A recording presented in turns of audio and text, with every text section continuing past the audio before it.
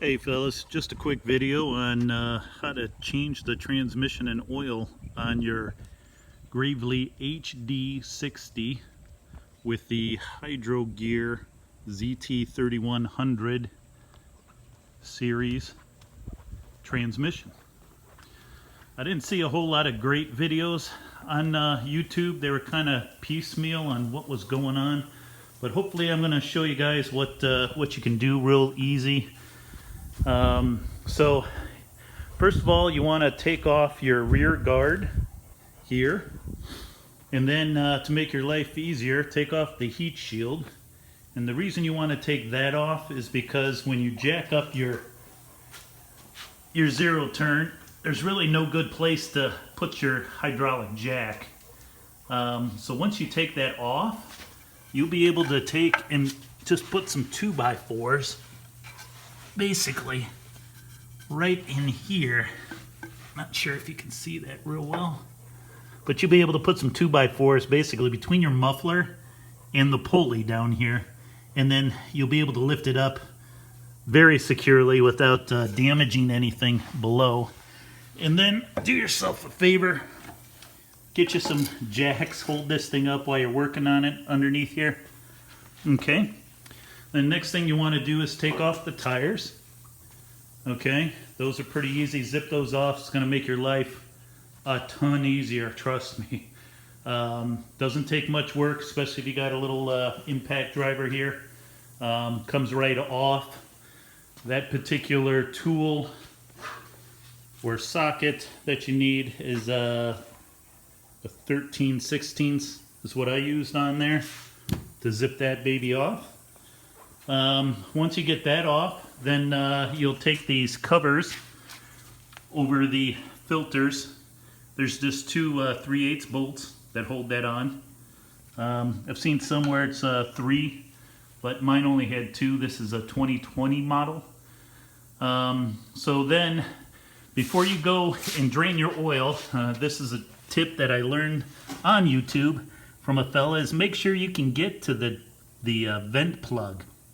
So on the ZT-3100, there are 2 spots where the vent tube is on these, and they change on the ZT-3100 on a Gravely.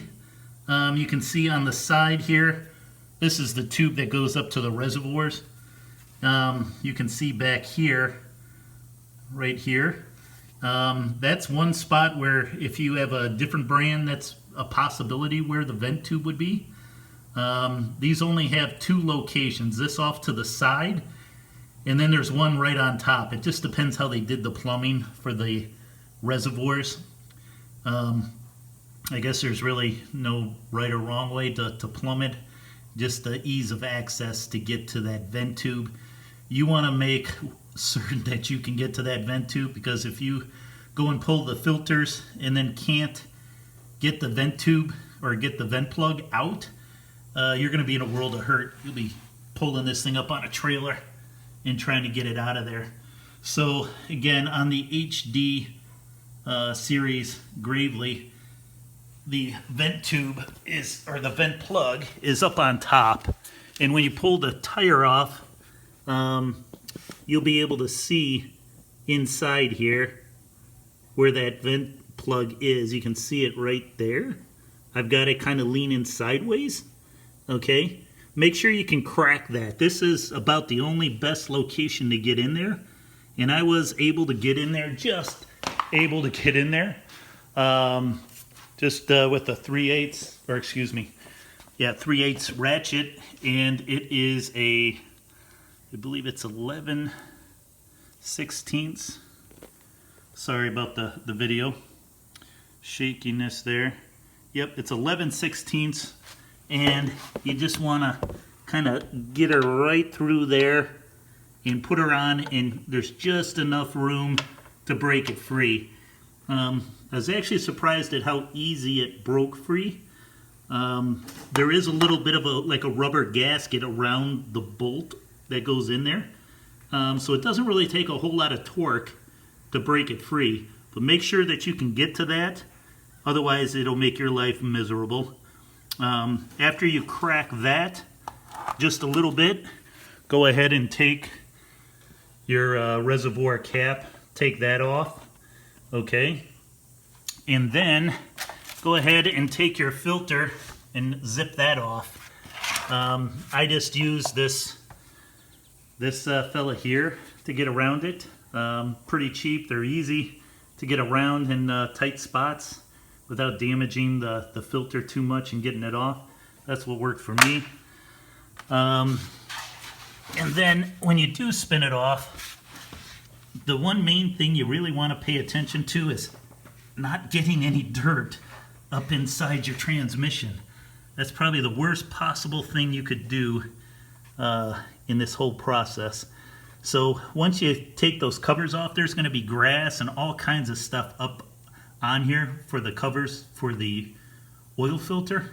Go ahead and get you a blower, if you got one, like that, and take and use some compressed air and just blow that area all out before you ever even take this thing apart, okay?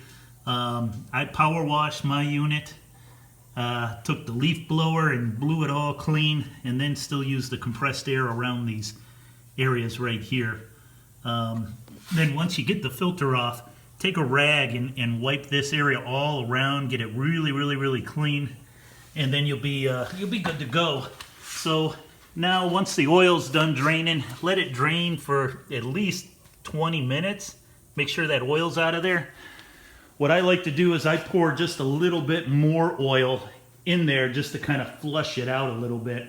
So I just took this extra oil I had here, poured about a quarter cup of that in there, and just let that kind of flush any of the old oil that's still lingering around down there.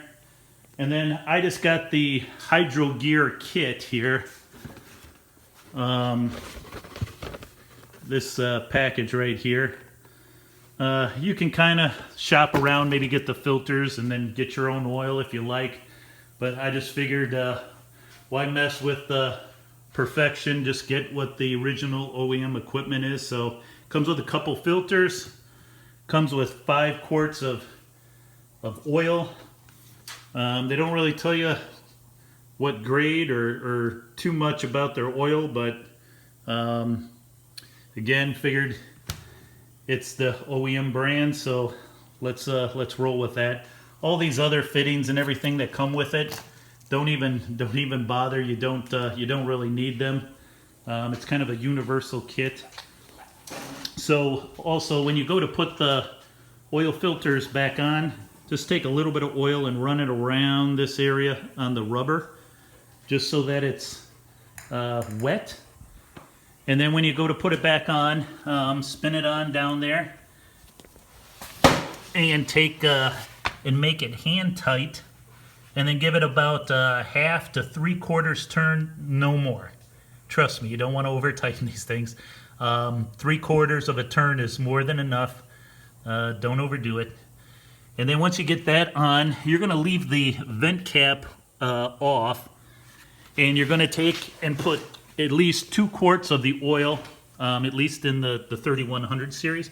You're going to put 2 quarts of that oil, just pour it right in here. And you'll know when you're filled up, because a little bit of that oil is going to start trickling out as you get close to 2 quarts in where the vent plug is here. Okay, so just pay attention to that when you get close to the 2 quart mark. Once you get there, you see a little bit of oil coming out of there. Go ahead and put that plug on, snug it down good, about the equivalent torque, if you will, as you took to take off. Don't overdo it. These Hydrogear cases are not the strongest thing in the world. If you strip it, you're going to be in a world of hurt. So don't overdo it. That's probably more for me than most people, because I tend to overdo it. So note to myself. All right, then once you get that on, you'll go ahead and close the cap up on the front here, lower the unit down, then you'll take, and once it's horizontal or level with the ground, take and put just enough oil just a little over the cold fill line on your reservoir. And once that's there, you're going to want to take and run the transmission. Okay, take and pull the lever here so that it's in the push state. So basically the wheels won't turn, but the transmission internally will be going. Then you're going to cycle the control bars, push forward for about 5 seconds, then do rearward for about 5 seconds, and just keep doing that for about 10 times. Okay, you'll want to do that for both, both sides, obviously, when you get to that point. And then once you get there, take and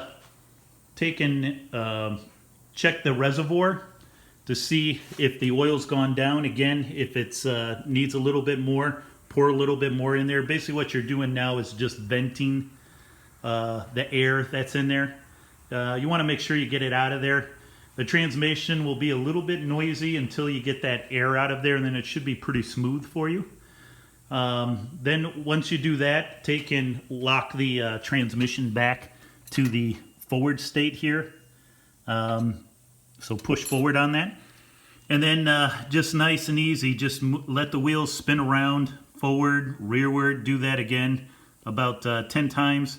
And then again, check that oil, and you should be good to go. Just make sure it's at that around that cold fill line. And then put all your shields, all your other hardware back on, and you should be good for, I believe they say, 400 hours. This is the service interval for the 75 hour. I'm at about 80, 79.5.